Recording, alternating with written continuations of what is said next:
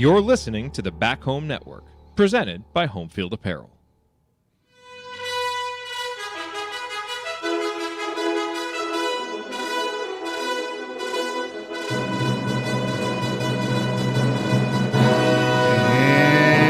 Welcome, Hoosier fans, to this week's edition of Assembly Call Radio, where each week we discuss the most important topics in the world of Indiana basketball. This is our 271st edition of Assembly Call Radio, and it is our 880th episode overall of the Assembly Call, recorded on the evening of November 17th, 2022, a mere 20 hours before the first big game of the season. I am your host, the coach, Brian Tonsoni. And let's begin this edition of the Assembly Call how we begin every edition of the Assembly Call, and that is with our Hoosier Proud banner moment. And Indiana is the national champion. When it comes down, Indiana will be champion. Smart takes the shot. The Hoosiers have won the national championship.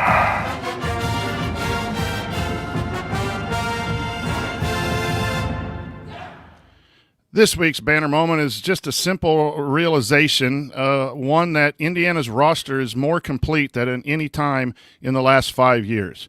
When watching the first two games that Indiana played, you saw a solid 9-man rotation where each man brought strengths individually that helps the team collectively.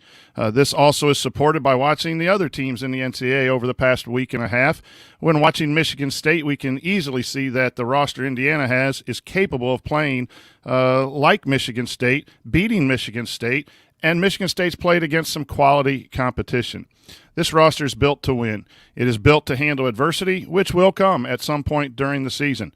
The roster is one that we grew accustomed to over the storied past of Indiana basketball. Now, this roster just needs to win consistently, and let's hope that starts on the road this Friday in Cincinnati against Xavier. Okay, now let me introduce my co-host this week. Jared is off tonight pulling double kid duty with his wife, desperately cheering on the Packers to salvage their season. He'll be hosting tomorrow night's post-game show after the Xavier game. But here with me, still reeling from the Eagles' first loss of the season, is the Ted Lasso of girls sports coaching in Cincinnati, the president emeritus of the Robert Johnson Fan Club, and a giant in the world of bracketology. The best of you sports coaching, you know that we got 'em. When it comes to analytic trends, you know he can spot 'em. For first-class bracketology, if you want the top, you gotta go bottoms. If you want the top, you gotta go bottoms. If you want the top, you gotta go bottoms. If you want the top. Andy, good to have you on as usual. Looking forward to spending some quality time with you and the missus over the weekend tomorrow. And what is your bottoms line on the first week of college basketball? Yeah, excited to have you guys. For those who missed it last week, Coach and I will be at an Alumni Association event at Mad Tree Brewery before the game. I think it starts about 4:30. We'll do a Q&A sometime around 5 or so. And then for those who are heading over to the game, you're already pretty cose. For those who want to hang out and watch, we'll be there. Jay will also be with us. So should be a good time and looking forward to that. Really big week for IU basketball as a whole. If you look back to earlier in the week, the women's team got a huge win at Tennessee. And while Tennessee has not necessarily maintained their spot at the top of the women's game consistently over the years, still a really storied program and a good team this year. Just an awesome display by Terry Morin's group to go down and get a really decisive win down there. And tomorrow night is the men's chance to do the same thing, to pick up a big road win early in the season to really kind of jumpstart things as they move forward through the rest of the non-conference and a real chance to build some confidence there. So the women certainly showed the men's team how to do it, how to go on the road and get a big win, and excited to see if IU is going to be able to do the same. That'll obviously be a big topic for us tonight, looking ahead to the Xavier game, but a huge opportunity for IU and one I hope they can take advantage of. Also with me, fresh off penning an article titled, quote, Indiana finally looks like a Big Ten powerhouse again for the big lead, where he is senior writer. It's the original president of the Race Thompson Fan Club. Analyzing players, finding every wrinkle. He hasn't ever hosted, never lifted a finger. He's got all the Well, let me quickly add just one thing about this. Dude just interrupted his own jingle.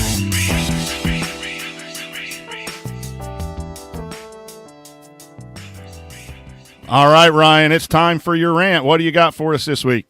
I have to echo what Andy said and congratulate the women's team. They're now 4-0. They blew the doors off Bowling Green tonight. But going down to Tennessee and getting that win, even though Tennessee isn't the power it used to be, still the 11th ranked team in the country, and they beat them by 12. And we're up bigger than that until the late stages. So hat tip to the women's team. It looks like it's going to be very good again this year. But really, this week has been all about focusing on the Xavier game. It's the first real test for Indiana this year, a true road game against a team that's probably, a top 35, top 30, 35 team right now. So it's going to be huge. It's going to be huge for those 4 senior starters to get this team where it needs to be, and it's going to be big for those young guys to get this experience.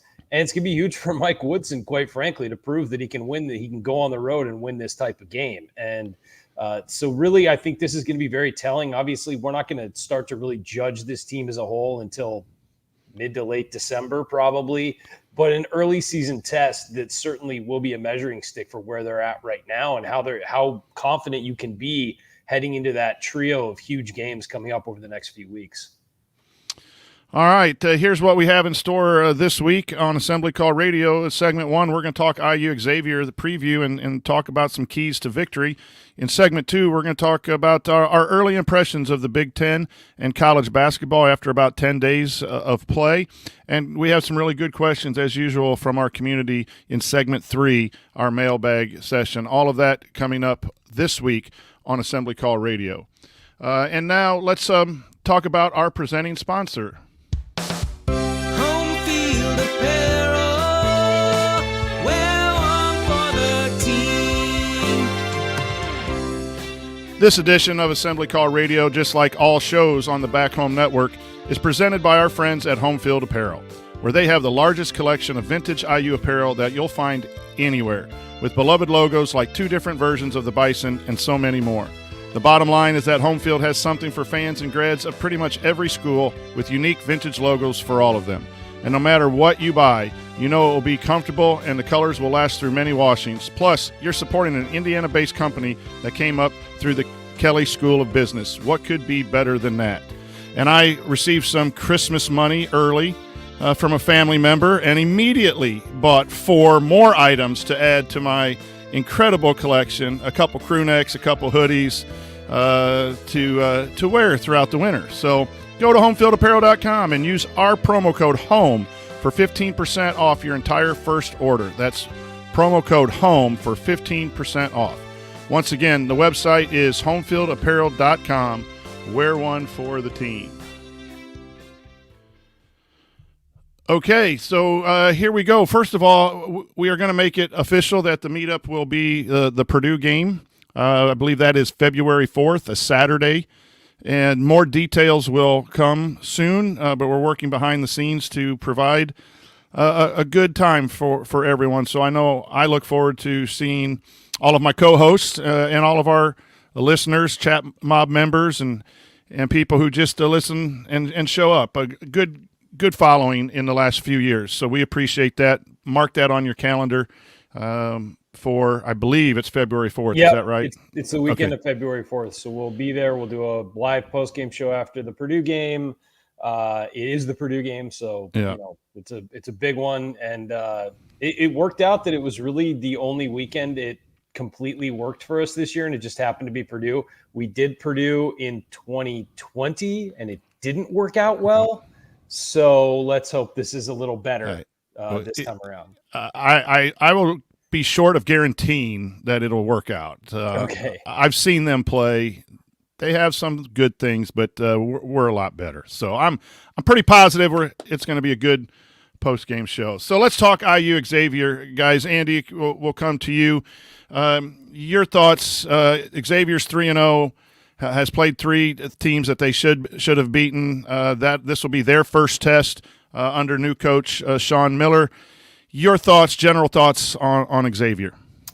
Yeah, the big X factor wild card coming into the game is the status of Colby Jones. So he's arguably their best player, certainly their best non big guy at least. He sprained his ankle in practice. Was in a boot at their game I believe it was last night against Fairfield earlier in the week. So obviously with any college coach is not going to give away too much in terms of what the status is, but I think that'll go a long way to deciding it. Xavier's not particularly deep.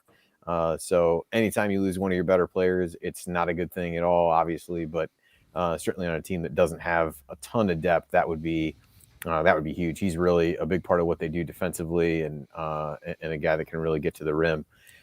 Was I think the most outstanding player in the NIT in the final in the postseason NIT last year. So, that's really kind of the big storyline in terms of who will be available. Otherwise, when you really look from a personnel standpoint, it's kind of strength on strength with the big guys. You've got Zach Fremantle and Jack Nunge, who used to play. Is from Indiana, but used to play at Iowa.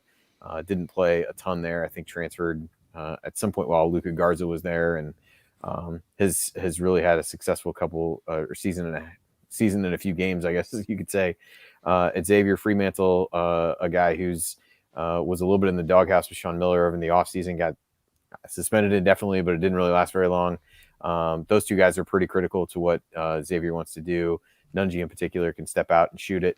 But both guys have some limitations defensively, not a ton of depth in the front court. If you're able to get one or both those guys in foul trouble through, Race, Trace, Malik Renew, whatever you have, I think that could go a long way to deciding the game as well. So those are really the big matchup and personnel related things to look at. Probably a couple schematic things we might want to talk about, but those are at least the biggest things that'll come to mind. And I think the biggest things to watch is kind of where those few matchups end up.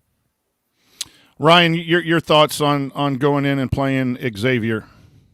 Well, it's as I said in the opening, it's a test. I mean, even if Xavier isn't at their best, they always have talent. And so even if they're not a top 25 team this year, which they're not yet, but they're probably trending in that direction.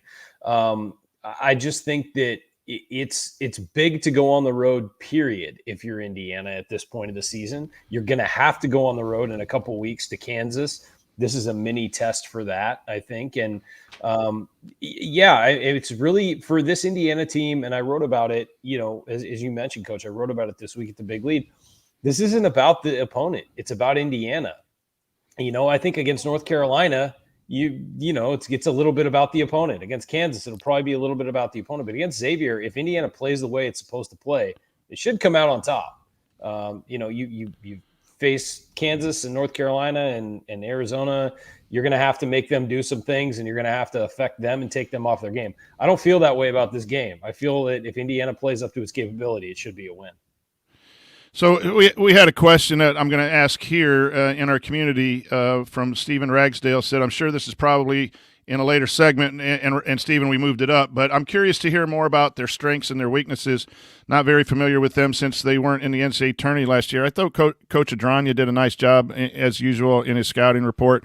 I would always tell you, if you're part of our paid community, there's so much good information in there from in his film room from post game and for the look ahead games. But it's going to be that battle. Their strength is on the inside and with that Colby Jones. They do a lot of they play with some pace. According to the statistics, they are one of the quickest paced teams in college basketball.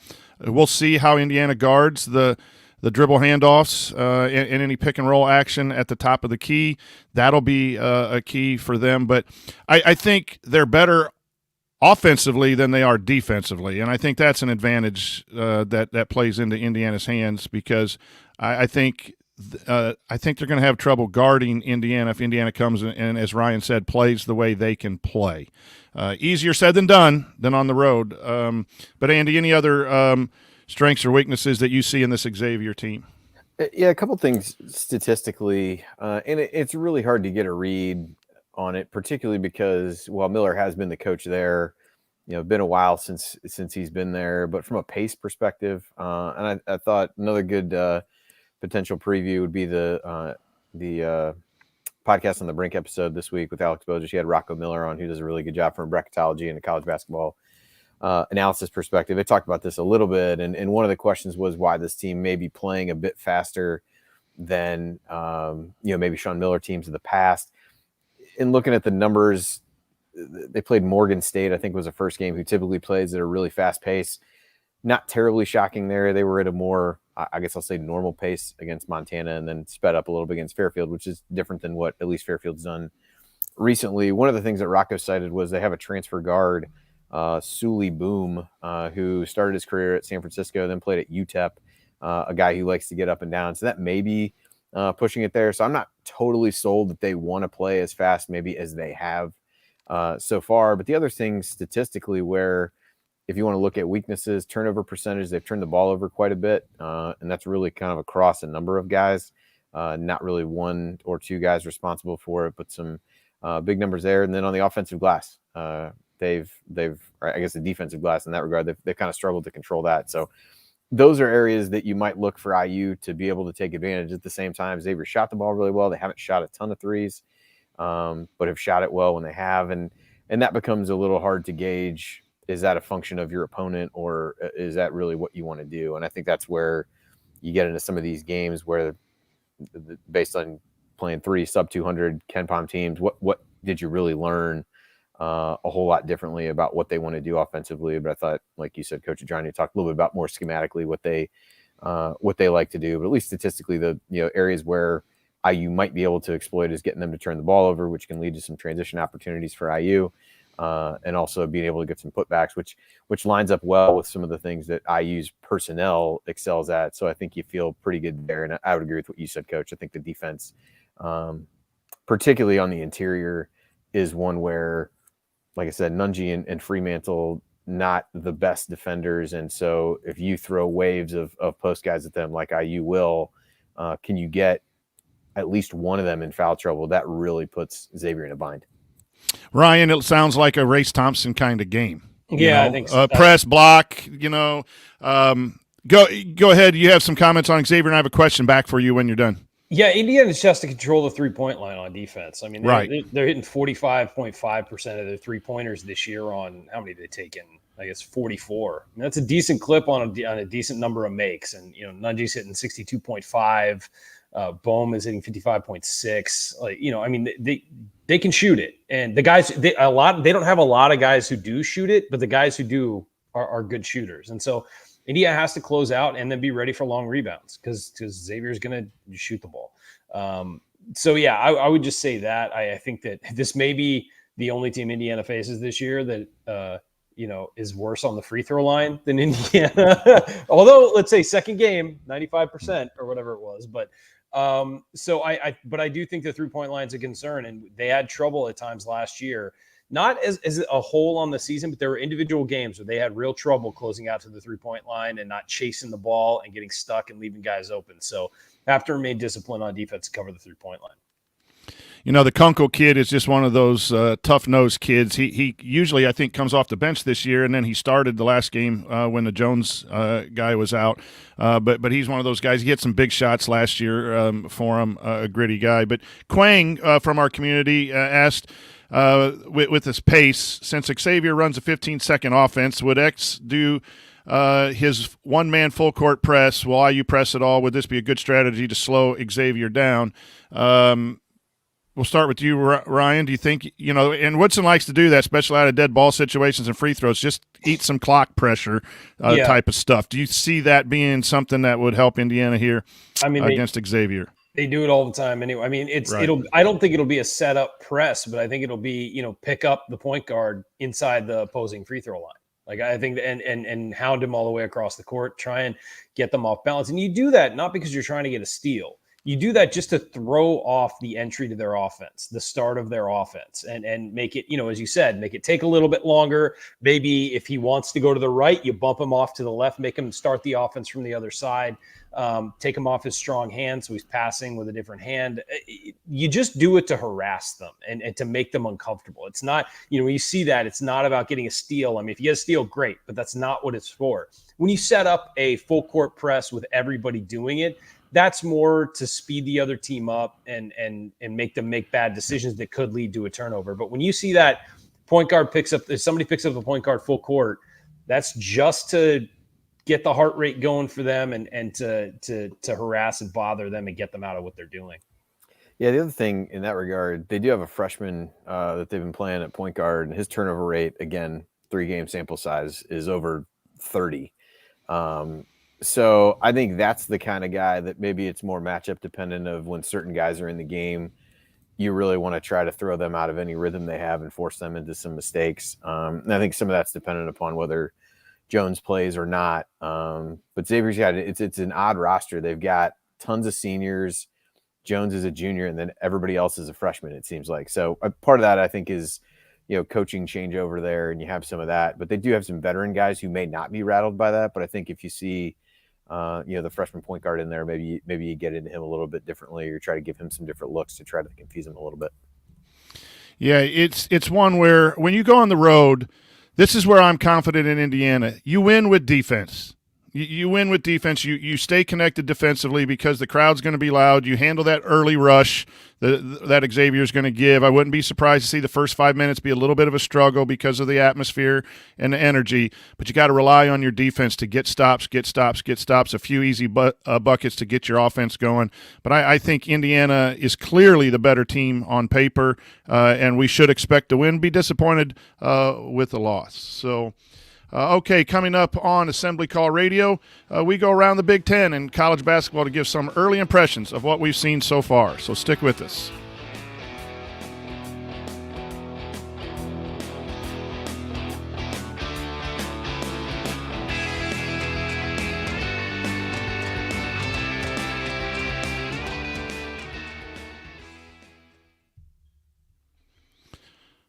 All right, welcome everyone.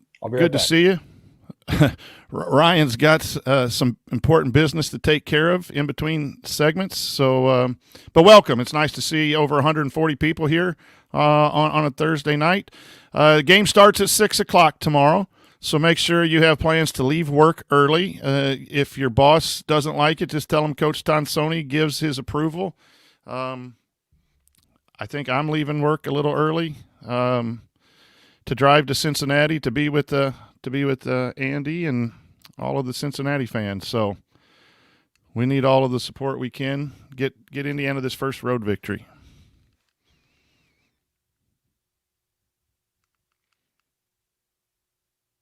Andy, you're muted. Oh, yep. We did not mention Jerome Hunter.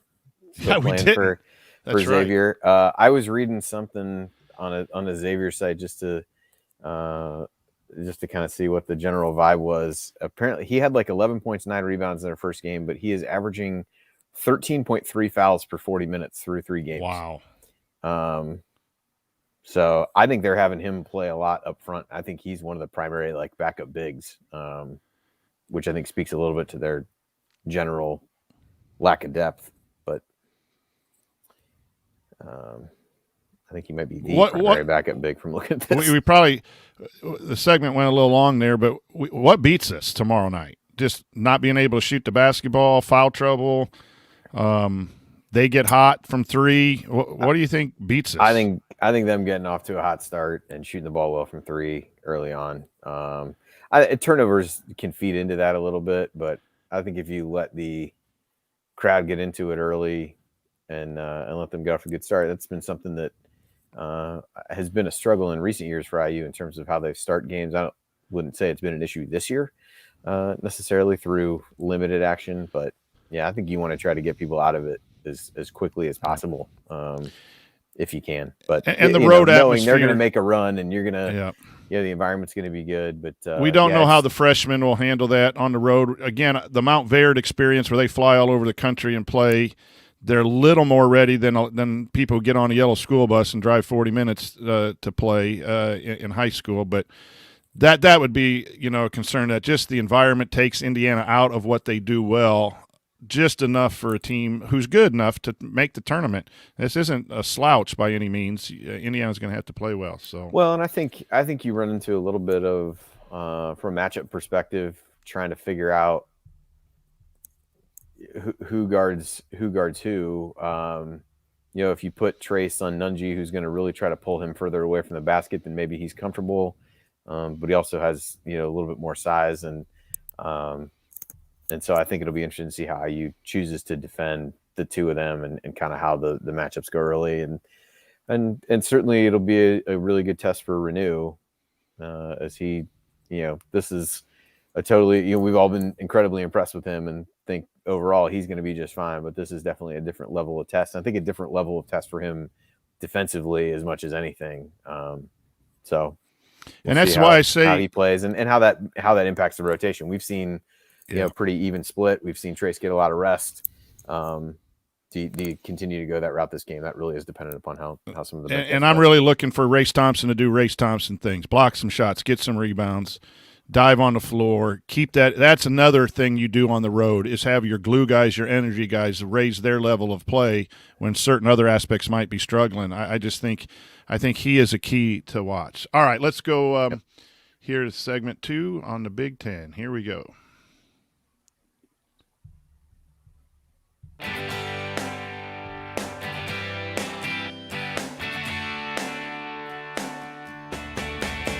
This is Jordan Halls, and I never miss a shot or an episode of the Assembly Call.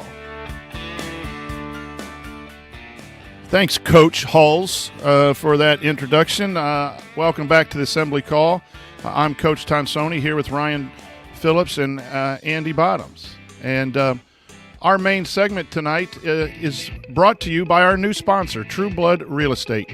Jim Trueblood is a longtime friend of Jared's and the founder and owner of True Blood Real Estate, where he's been helping people in Indiana buy and sell properties since 2006. And starting this season, True Blood Real Estate is the exclusive and official real estate partner of IU Athletics, with a team of talented agents to serve you in Bloomington and throughout Indiana.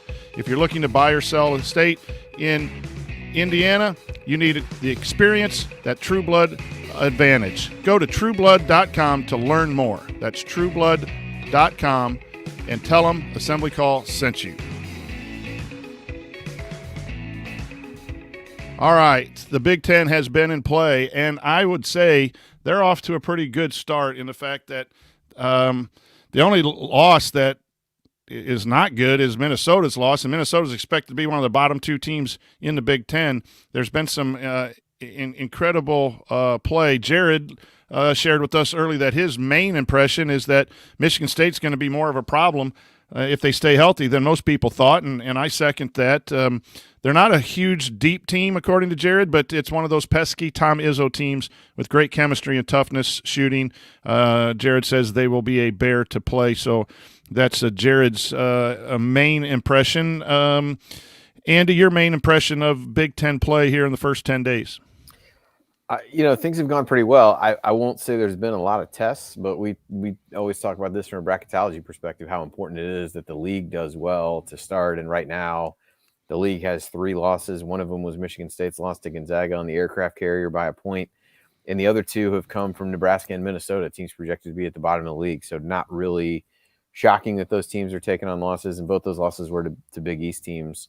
Not sure how they decide who gets matched up with who in the Gavitt games. I think they typically try to match up some of the worst teams against one another, and maybe Nebraska was just the next one in line, but not a great matchup for St. John's. They got blown out tonight. But overall, really good. I think there's reasons to like what you've seen from certainly Michigan State as being maybe better than what you thought. Iowa looked good last night winning at Seton Hall. And Michigan State, the big thing for me has been how Matty Sissoko has played. Really was kind of an afterthought as you really looked at their roster coming in, and has made a huge leap through a couple games against really good competition. So, typically good Michigan State teams have that one big guy who's, rugged inside, can rebound it well and give you trouble defensively. And through a couple games, Sissoko looks like that guy, and I think that's something that elevates them a little bit to a different level. They've got good guard play. Hauser's kind of up and down, but being able to have a more reliable guy inside, something that really gives them a boost. Ryan, your main thoughts on the early Big Ten action? The only team I've watched twice is Michigan State, and they impressed me both times. Sissoko is one of the most improved players in the country, I think. He looks fantastic. I just think that they have that depth. They play the right way. The way Izzo wants them to play. They're the most dangerous team that I've seen so far. And I think they'll be good all year. And usually Izzo's teams can start slower and then pick it up as the year goes along, and they've played really well out of the gate. They're You going to know, be battle tested, that's for sure, with their Yes. schedule. No kidding. Their They schedule got is Villanova brutal. tomorrow, and then Alabama coming the up. And, PK80, and they're going to have played the toughest schedule of anybody in the whole country. for me, I've obviously seen Indiana and Purdue live, and then I've tried to catch as bits and pieces of as many games as possible, and I guess my main impression is that this league, regardless of who's on the roster, is extremely competitive and well coached. And one of the questions we'll ask a little bit later is this going to be a down year because of the talent drain that left the Big Ten? I'm not sure it's as bad of a drop off as everyone kind of thought it was. Your Illinois, your Michigans, those teams have all played as expected. I kind of liked what I saw from Ohio State. The little I saw them. Purdue is just Purdue. It's a more typical Purdue team. They don't have a Williams and an Ivy with all that athleticism and passing, but they have some gritty players led by Braden Smith, a 6-foot point guard out of Westfield, who just took over the Marquette game at the end. But they also make freshman mistakes up there, and Purdue seems a little slow athletically as compared to what they have been and maybe what they need. But I think the league has done what they needed to do to get off to a start to try to maintain the number of bids they get in the tournament, so they have a chance. But let's go back to you, Ryan. Has there been a positive surprise in the Big Ten, a player, a team, a coach, something that early on has caught your attention?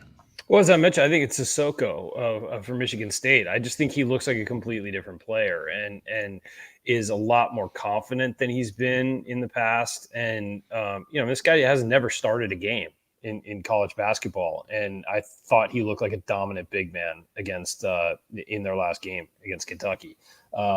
He's still a work in progress, I think. But, he dropped 16 and had 8 rebounds and 2 blocks against one and 3 steals against one of the best teams, most talented teams you're going to find in the country, and just did it naturally. It looked real good. So that's been the biggest takeaway. That's been the biggest one that's jumped out to me.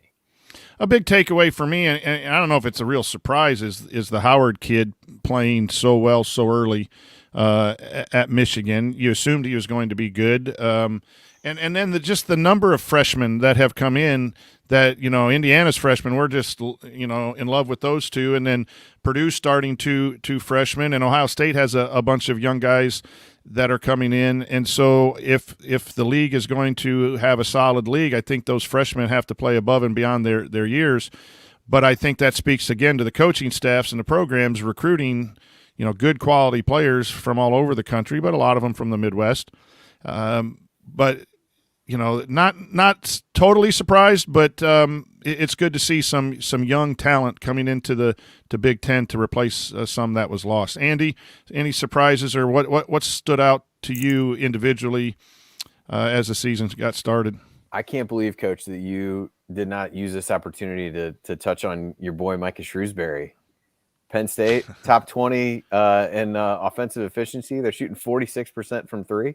I don't know if that's just it's not a surprise. Clearly not. That's why the question was a surprise. But can they fair enough. I've been touting them all along. But I think they're a team that it would be well off of everybody's radar. They beat a good Furman team tonight and play Virginia Tech tomorrow. So a chance for them to pick up a couple wins early. And they would really, if you're looking at teams in the league who were picked certainly outside of the group that people projected to be in line for a tournament bid, they would be a surprise from my perspective. A little bit hard to look at too many of the other teams just because most of them haven't played anybody yet.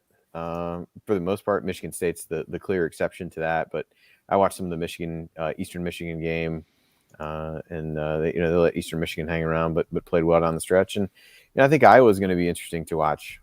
Seton Hall, new coach, different situation there, but winning by 16 points on the road is really impressive for Iowa. The offense, to the surprise of absolutely no one, has been really good. So it still remains to be seen what they're going to look like when they get into tougher competition on a more regular basis. And they got a few cupcakes left, but Their schedule ratchets up a little bit. They got Duke and Iowa State in early December, so it'll be interesting to see what they do. But some fairly positive early returns for them in their game at Seton Hall. One thing that's not surprising to me is when I turn on Iowa and see the coach and the players all complaining to the officials up and down the floor. So I guess the players kind of get that from their head coach. But they're a product of their environment. What are you going to do? Tony Perkins looked nice. Like, I didn't know how much of an impact he would have, but in the time I've seen him, I thought Tony Perkins was impressive. But man, he was all into the officials and everything. So you have that. So. And just wrapping up this way too early, predictions and talk about the Big Ten. Are we buying or selling the fact that the Big Ten's going to, not be as good a conference? Or, I think the thought that I got from a lot of predictions and writers was that the Big Ten was going to have a big fall. So are we buying and selling that it's been a big drop off? Andy, your thought, and does any of the early play? Again, it's way too early to say definitively, but early on, where are you headed in buying and selling a huge drop-off in Big Ten? Maybe the numbers of bracket teams too low. Any thoughts? Yeah, I think I'd probably give a more confident answer maybe after next week and some of the holiday tournaments that are out there. I don't know that my opinion has changed in terms of thinking that the league has one of the top end teams in the country. It did probably reaffirm and maybe even bolster my thoughts on how deep the conference is. I think you've got a lot of really, really solid teams, maybe more than what you thought going in. And if the league can continue, again, through the handful of high major games that they've had and really the lack of bad losses, which stands out against conferences like the Pac-12 and the ACC, to that extent, they've really avoided those bad losses. But if you can pick up some more wins, you really, it's kind of the rising tide that lifts all boats when you get to the net and things like that. And so that really gives you a great chance to get a lot of teams in the tournament, because at that point, almost every game is a high quality opportunity for you to get a win. And certainly the volume of losses can hurt you, but just losing tough games to other good teams, even at home, doesn't kill you. So in that regard, I think it's on a good trajectory to, I think I projected 8 teams in. Maybe you can get a 9th as you go through and do it that way. If some of these teams really are able to sustain what they've done and the league doesn't stub its toe in bye games and some of these other situations. So overall, probably a little more positive than I was to start, but I still don't think you have an elite team in the Big Ten at this point, based on what we've seen so far. I think you're right from a bracketology standpoint that the conference winning the games they're supposed to, and maybe just losing again to the Big East here or there, the bottom teams, that lifts the conference. So I'm kind of selling the idea that there's a huge drop off this year in the Big Ten. I think it is going to look different than what it was in previous years. But again, I go back to the coaching and I go back to the young talent that's in the league. And I think that if they take care of business, they're definitely looking at 8 or 9 teams in the tourney, and which 8 or 9 is going to be up to injuries and, a few breaks here and there. Ryan, just general thoughts. I know it's early, but on the Big Ten's depth or quality of play. It always evens out for the Big Ten. Every time somebody writes the obituary for it as the best conference, teams surprise, and I just think that's going to happen again this year. I just see that there's depth. They're not going to have bad losses. People say like, well, there's not as much depth in the Big Ten as there's been. A lot of guys left, a lot of players left. That happened to every other conference too. I mean, it's not like it's unique to the Big Ten, and so I think that people just need to recognize that every year the Big Ten winds up being one of the 2 top conferences, no matter what, and that's going to happen again this year. There's going to be depth. You're right. Maybe they don't have an elite team this year, a team that is going to be a national, picked as national title contender all year long. But the conference is still going to be a meat grinder, as it always is, and it's going to be incredibly difficult to get through. And you might have a surprise champion at the end who just manages to survive. We've seen that happen a couple times over the last decade, where a surprise team that maybe had the easier schedule winds up with it because it's an unbalanced schedule. So that has a lot to do with who wins. And maybe, too, we see a little more success in the tournament, too, if you have, some teams that aren't thought to be successful or some Let's not go that far, Coach. They're still going to cash out in the tournament. Let's be real. Come on, it's a new year. It's a couple years past COVID, and it's back to normal now. The Big Ten can at least get a couple more teams into the Sweet 16. So, Gavitt games. Last question here in segment. You like it, not like it for the Big Ten to play the Big East, and I know we also have the ACC tournament, but do we like it? Ryan, start with you. Yes or no? Yeah, I like it. It's that was a Yeah, good that was if resounding approval from Ryan. Well, here's the thing: I would rather have them do a tournament I know they would love to, but do a tournament like Maui or something where you go off and play a couple games and replicate that tournament sort of atmosphere early in the season. I think that's the most valuable thing you can do. Obviously, you can't go to Maui every year because everyone wants to go. It's about every 5 years or so. And quite frankly, I think it's lame that Indiana didn't actually get to go to Maui the last time they were in the Maui Invitational. But that's a whole other podcast. I think that I like it because it's good competition. And any time you have good competition early in the season, I think it winds up being a positive, win or lose. But if I had my preference, I would love to do a tournament type setting. And Indiana doesn't really do a lot of those. So I prefer that, but I agree with you. I don't mind playing these teams, but when there's only 8 matchups, I would like to see if you're going to do it. Let's get everyone involved. And I don't know what the contract was or why it was only set to 8 matchups a year. Yeah, and everybody only plays a certain amount of times in a few years. That was going to be my general point.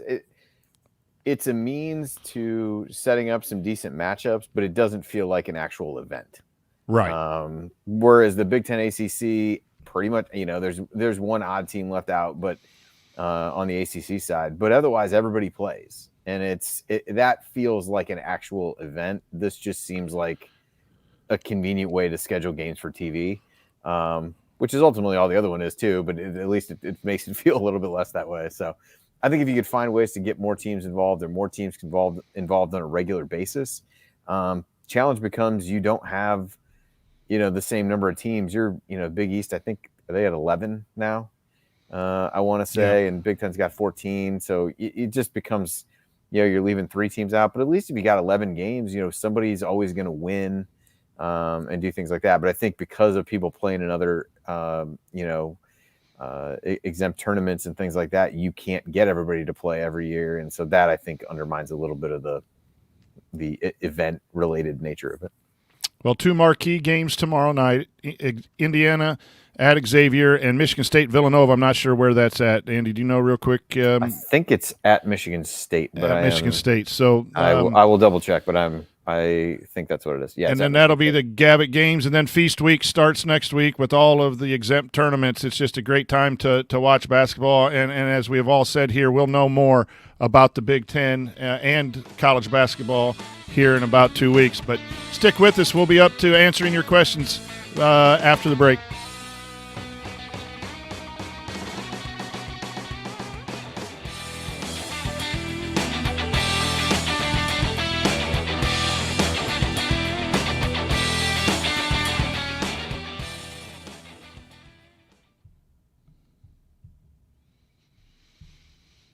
All right, we got about 5 questions and some pretty good ones. So a pretty interesting one to start off.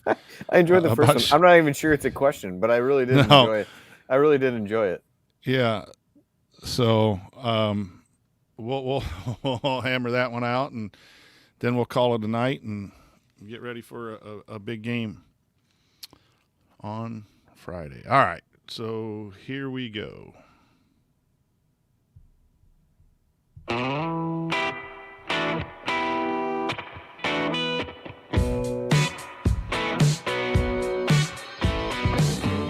Hey, it's Romeo Langford. What's the only thing better than hitting a game winner to beat Wisconsin? Celebrate it with friends afterwards. Join Jared, Andy, Ryan, and Coach on assembly call after every IU basketball game. Go Hoosiers. Hello, everyone. I'm the coach, Brian Tonsoni, here with Ryan Phillips and Andy Bottoms. It's now time for our mailbag. All questions were submitted via our private IU basketball discussion community, which you can learn more about and join at assemblycall.com/community. And before we get to the questions, there's just a lot of good comments back and forth from our members, some good questions for us. And as I mentioned, Coach Adranya's film room and scouting reports for each game. I have a Coach's Corner segment where this week we broke down a small video on Trey Galloway's shooting form. We have a lot of good things. So go to assemblycall.com/community. We keep it a paid community so that it's just real Hoosier fans in there. But please join us. There's a lot to the community. So our first question's from Allie, and here we go. It's a doozy. So we're going to throw this one to the guys. Allie asks, or says, or whatever, how big of a scheming turd was Sean Miller to actually get busted by the NCAA? Just seems like there have been so many people going against the NCAA rules for so long without any repercussions. For him to actually get fired for it makes me wonder how much jeopardy he actually put his whole school on repeatedly because of inflated ego. I already have an idea of how big of a loser he is after his idiotic comments about Hoosier fans having, quote, unrealistic expectations, end quote, because his brother crapped the bed at Indiana. But doing minimal research of this dude makes me wonder why anyone would hire that level of unethical toxicity at the price of winning a few basketball games. If it's not clear, I want this team to steamroll Xavier, but mainly Sean Miller. Do we have the applause soundbite there? I don't. That's in Jared's soundboard, but way to go. Way to go, Allie. I don't know what to add to that. Who wants to take that? Allie's question. I mean, ultimately, I'm not sure there was a question in there, so I don't know what there is to really say. I think what has been proven over and over again from a college basketball perspective is that winning cures everything and makes you forget a lot of things about somebody that you might not have liked. I think from a Xavier perspective, certainly brings them back to, they wanted to move on from Travis Steele, and Miller, somebody who knows the program, performed well there. But it was pretty brazen in some of the things that you hear about Arizona and different things like that. I think he's not the only one that I would put in that category by any stretch. And I think one of them won the national title last year. On the other hand, you see what the punishment of the IARP or whatever that process is called, the NCAA put in place that basically punishes no one. So if you're not going to get punished, I guess And with NIL now, it's all open season. Well, now it doesn't matter, but even for the ones who were breaking what rules there were in the past, there's really been no repercussions for it. So I think that's fairly typical of college sports, whether you like it or not, that those things are quickly forgotten in the name of winning and bringing somebody in who they think can win. But yeah, anyway, like I said, not sure there was a question, but that's at least my general Allie, I struggle because sometimes there's really good coaches who do really stupid things and hurt their programs, and hopefully Coach will learn from it after then he gets beat by Indiana. There's just a lot of cases where coaches just do the wrong thing to win, but I struggle with it because I appreciate what they do from an X and O standpoint, and we all have one of those in our history that some people can't get past, and some people can. The only reason I get past some of these coaches doing some unethical things is because hopefully they stop doing unethical things and get back to what made them a good coach in the first place. So the other thing I would say, too, is with any comments about Indiana, you want Indiana to go and play Indiana basketball. You don't want them to go beat Archie Miller's brother, or because the other coach had some comments, because that leads to that fake hustle, false stuff. You can only go to the motivational well of bulletin board material is so widely used, But if you have to rely on bulletin board material every game you play, then you don't have much of a program. You want to go to Xavier and play Indiana basketball because you're better and kick their ass because you're better, not because you want to get back at what a coach says. I think that's part of the problem with our football program. They're always looking for a chip, always looking for a chip, always looking for a chip, instead of just taking a chip and knocking it off the shoulder of the guy across the line of scrimmage. You played a game of basketball. You don't go and hold grudges. That's for us fans. I have no problem with you, Allie, whatsoever. There are people that I'd love to beat too. But I'm saying when you run a program, if you talk about all that kind of stuff for the guys, I don't think that's productive. Anything else on Allie's awesome, wonderful, motivational? Submit more comments, Allie. Yeah. Thank you. So we go to Mike. Mike, hard to follow that. Sorry, but you're just in the order. So Mike Stem says, is there a reason why Logan isn't getting a few more minutes? And what's the spread for the Xavier game? I haven't seen that yet. So those are two questions. Go ahead, Ryan. The spread is Indiana by 1 last I saw, and an over-under is at I don't know where I saw it at. I think it was like 145, 140, 143 maybe was the last I saw it. As for Duncombe, there's 2 words. Malik Renew is the reason he's not getting more minutes. Is Duncombe, without Renew there, Duncombe would probably be the backup post guy along with Jordan Geronimo, but Malik Renew exists. And so I think that they would like Duncombe to play, to get some more minutes, to be able to go in there and be more of a pure center.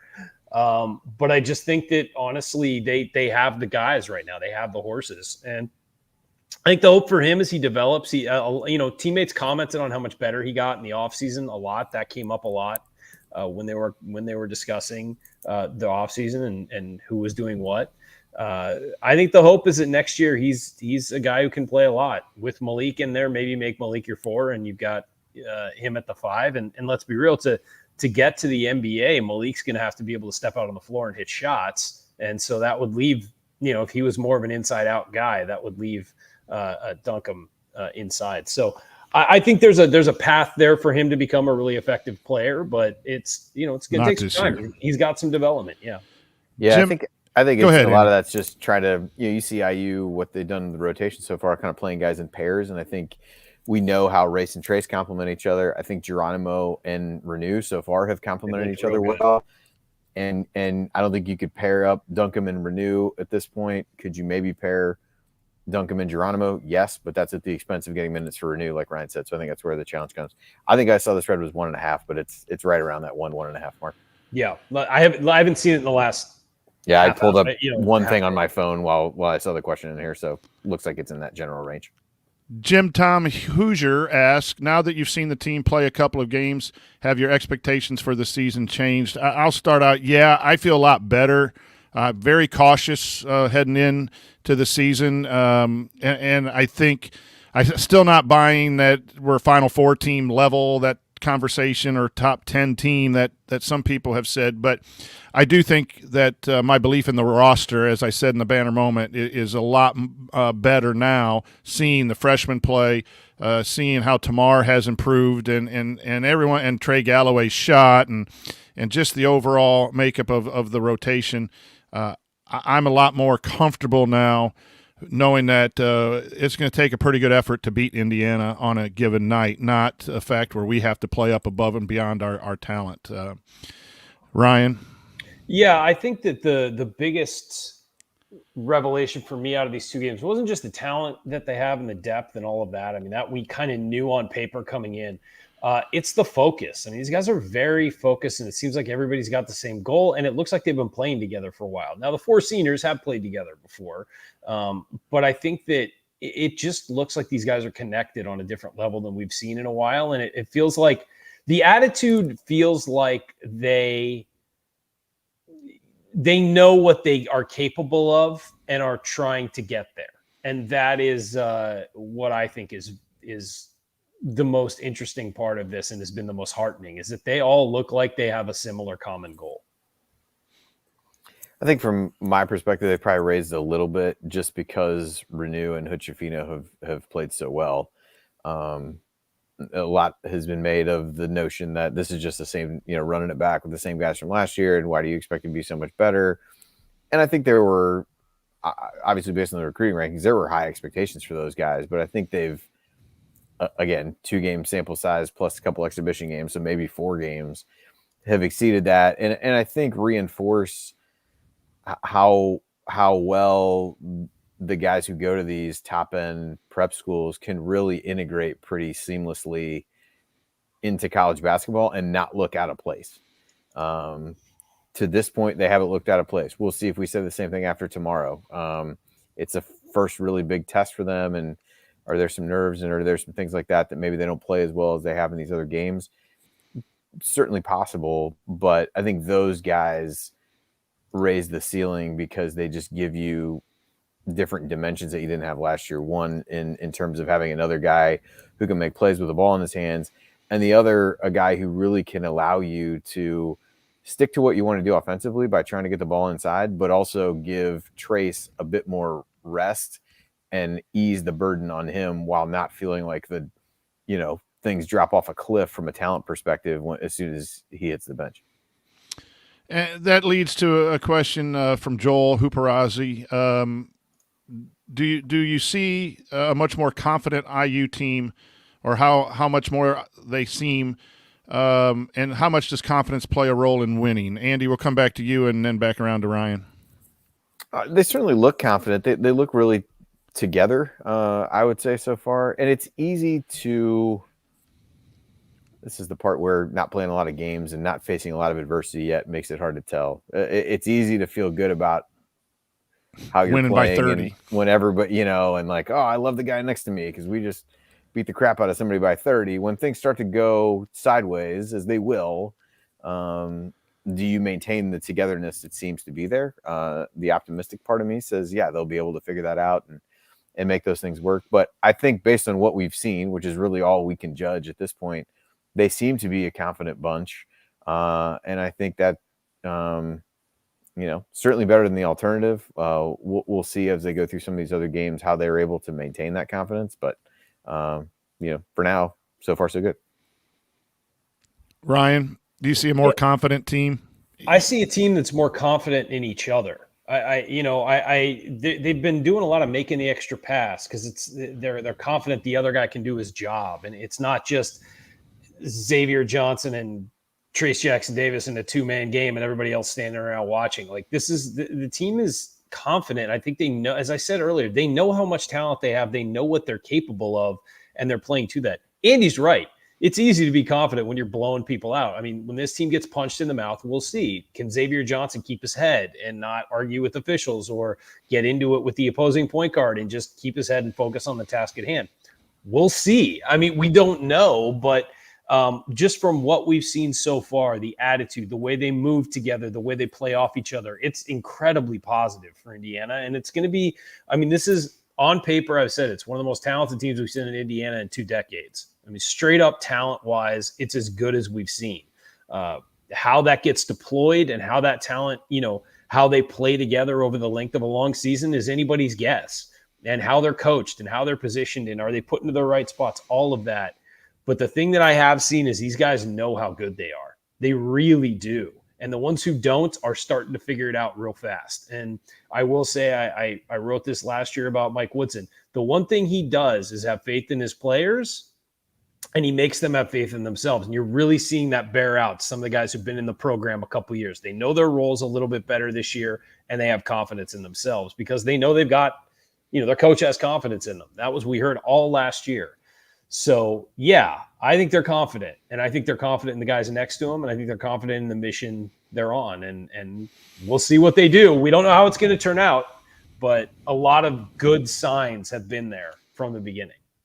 I like the word connected. I've said in a couple shows, times that I've been on, when I've been down there early, they seem really focused. I think I forget which one of you two said that, but focused. I've heard focus come from you guys, connected, and I'm going to add the word trust. I think they trust the next pass to be made. Renew comes down in the film clip. Both Coach Adrani and I of Trey Galloway hitting the shot was Renew got the rebound, ran down the floor, saw a screen opportunity for a flare screen, and Galloway hits a shot. So I trust, connected, focus. It all has to come from confidence, and that helps. So just a couple more questions. Kent Beckman asked, who determined the 4 teams that played in the Tournament of Champions? What criteria was used, and how long until IU gets included in games like this? Also, the aircraft carrier game. Ryan, how does that get scheduled? That's a contractual thing, right? Which one, the aircraft? Well, the aircraft or the Tournament of Champions is. Yeah, I don't know how they do it. It's basically they pick 4 teams that are good for television, quite frankly. But I don't know if it's I think they've signed a long-term, multi-year contract, right, Andy? They have. I was trying to look a little bit to see what the origin was, but the teams have not changed since they started doing it. Yeah, no, it's always and it makes sense because at the time they did it, they started it up in, I guess the first one was in 2011. And it was initially a way Norlander went into some of the scheduling mechanisms of why it falls when it does, but it had been initially viewed as a way to really kick off the college basketball season. And as we saw this year, I mean, it was, instead of getting off to a fast start, your car sputtering to get out of the parking lot for 20 minutes. But it doesn't, anything that I've looked at as I've just tried to look here doesn't say necessarily other than, brings 4 of the all-time best college basketball programs and coaches. And if you think about where, IU really was at the timeline that this started up, it wasn't necessarily in a place where you were, at the top of the national consciousness to be able to play. So I think some of that may be unfortunate timing. Now, the aircraft carrier and things like that, I'm less sure how that comes together. IU played in the game against Kansas and Hawaii some number of years ago. And I think a lot of the teams that get involved in those things are very excited to do them again because it's such a unique experience to be able to go and, spend that time with the Navy. And I think Gary Parrish talked about the experience this week of guys going to the one that they have at the, I think it's it might be at the Naval Academy there and kind of some of the experiences they go through. So I think those become fairly popular for teams to get to, but in terms of how they pick, I mean, it's all about getting a good game for TV, quite honestly. So I think the more that IU finds itself high in the rankings, the more of those kinds of opportunities that they can open up in that regard as you go forward. I think it's just a matter of consistently being toward the top of the sport where you're a big draw, a bigger draw for some of those kinds of games. At least that's my impression. Champions Classic, I don't think they have any plans to swap teams out. So that ship has kind of sailed, but there might be some other opportunities out there. The military games are great for the programs to do. My son was a manager for Tom Crean and IU and was on that trip to Hawaii, and that he just thoroughly enjoyed that experience. And I also think it was somewhat, Indiana was locked into the Crossroads Classic. There was what was the one called with UCLA, North Carolina, now Ohio State got in. There was some talk that Indiana was maybe asked to participate in that, but they couldn't get out of the contract there. So I think that's part of the reason why Indiana wanted to get out, is to seek out more opportunities to add quality opponents in the schedule, but maybe also get into some of these types of games. So last one, George Beidel. George, I hope I pronounced your last name correct. What would your minute breakdowns be in non-bye games or very competitive games now that you've seen the guys play as well, several different lineups? I'm going to tell you I like the nine-man rotation with the 2 posts. And your 9th man's going to be limited for me, maybe 10 to 12, 14 minutes, and that could be anyone depending on who you're playing. But if you can keep Race's minutes in the low TJD in the low 30s and then sprinkle everyone else around that, I think you're going to see high 20s for X and Hood Schifino. And again, just if Miller Kopp's hitting shots, you're going to see more of him. If Trey Galloway is hitting or needed defensively, you're going to see more of him and Tamar. But I think it comes down to, you basically have 2 or 3 guys in the 28 to 30. Those are your main guys. Then you have everyone else just over 20 to 24, and then you have a couple guys in the 14, 15 range is generally how you break it down. Andy, any thoughts on minute breakdown? Yeah, I think the biggest thing that'll be interesting to see when we get into some of these games is Renew's minutes, quite honestly. It goes back a little bit to what we talked about before in terms of pairing these guys up. I don't know how much you'll see of Trace and Renew playing together. And if you believe that those two aren't going to be on the floor a whole lot, you're basically divvying up 40 minutes between those two guys. So if you play Trace 30 minutes, that means you're only playing Renew 10. Is that enough based on what you've seen from him? Or do we see them try to play those two guys together? Renew did step out and shoot it a little bit. I think they have. Maybe you see that a little bit more over the course of the season, where at least for a couple minutes of overlap, you've got those guys in there. But I largely agree with what Coach said. I think you're going to see lots of minutes from Hood-Schifino and Xavier Johnson. Team seems committed to keeping at least one of those guys on the floor the whole time. And then from there, I think it's a lot of matchup dependent stuff and who's playing well. As you kind of mix and match some of the other guys, I think you may see more of a Race Thompson in certain scenarios than Jordan Geronimo. You may see, as Coach said, maybe a little more Trey Galloway than Miller Kopp, depending upon what you need. But I think those are the ones you kind of set in stone, and then you figure out how to shake the minutes out around them. Yeah, I agree. I think Coach nailed it. I just think that it's – and Andy, you mentioned something. I think it's going to be matchup dependent. I think it's going to depend on flow of the game too. I mean, if you're up big, you don't need Miller Kopp out there shooting threes. You need Trey Galloway's defense maybe a little more. I mean, you kind of switch it. If Jalen Hood-Schifino is not defending well, you might put Trey out there for that. You might – I mean, you have better driving lanes. You might put Tamar out there. And, it's really going to depend on how a game is going and, what you need on the floor and what the matchups are on both ends. Well, that's going to do it for our show this evening. Thanks for joining us. If you want to see us do the show live, join us at assemblycall.com on Thursday nights for the live broadcast of our Assembly Call radio recording. Thanks to Bob Thompson for producing our music, and thanks to John Ringer of rigdesign.com for designing our logos. And thank you for listening. Until then, take it from me, Juwan Morgan. Keep your elbows in, eyes on the rim, and go Hoosiers. I kind of shut off my music, but you get a little reprieve here. So, again, Xavier, tomorrow night, 6 o'clock, post-game show. Ryan, you going to be on? I am. All right, Jared and Ryan will take care of that. If you're in the Cincinnati area, come out to Mad Tree Brewing to see Coach Tonsoni and Andy Bottoms talk some more basketball.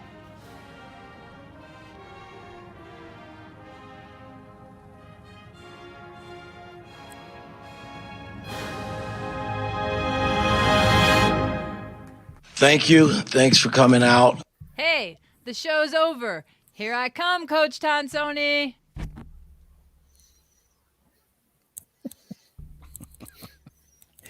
Oh, boy. Never gets old. No. Absolutely not. Absolutely not. Good show, fellas. Yeah, good one. Hour 7. Thanks for joining, everybody.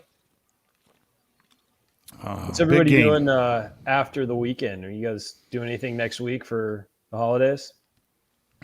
Quick visit to my mom on Thursday. Yeah, we're going to my mom's, so we'll be there for a few days.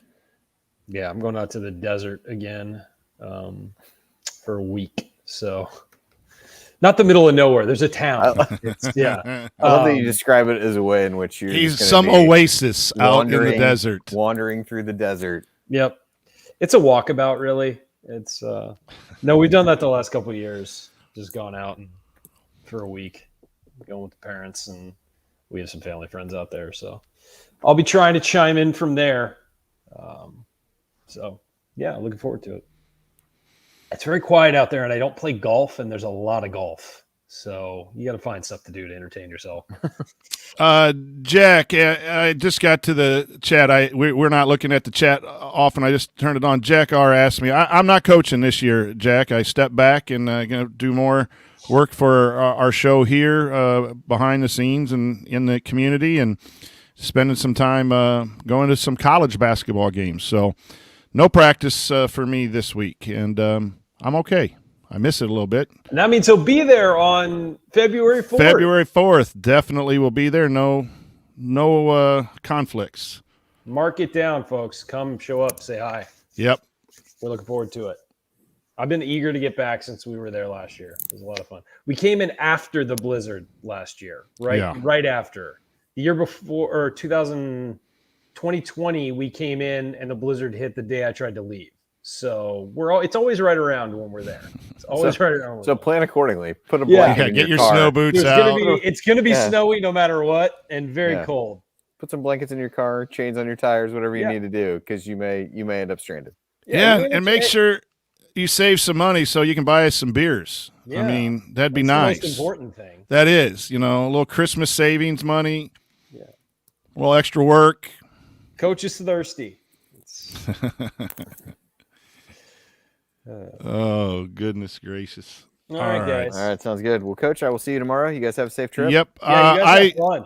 I'll text you when I take off, but we should try to get there about 3:30, 4 o'clock, depending on how long Jay needs to load up the car when I stop to pick him up and how mediocre the drive is. I do have Taylor Swift Essentials on my Apple Music for Jay. Okay, That's good. good for him. Good. No, you guys take pictures, video, everything. We want to see. Check it out. There's a non-zero chance I won't do any of those things. But have somebody else who's there do that. We'll have Jen and Amy take care of the pictures. We'll post it on Assembly Call Twitter, if Twitter still exists. It's going down, I think, tonight. They say the technical team all resigned. Yeah, is what depending if you outages are through the roof right now. Yeah, if you believe what's being said, right? That's what happens when you let your entire engineering team walk away. Yeah, 1,000 people walked out today after his thing, and most of them on some of the technical teams. Yeah, not good. It's bad coaching. Not great. All right, guys. All right. All right. Peace. See you guys.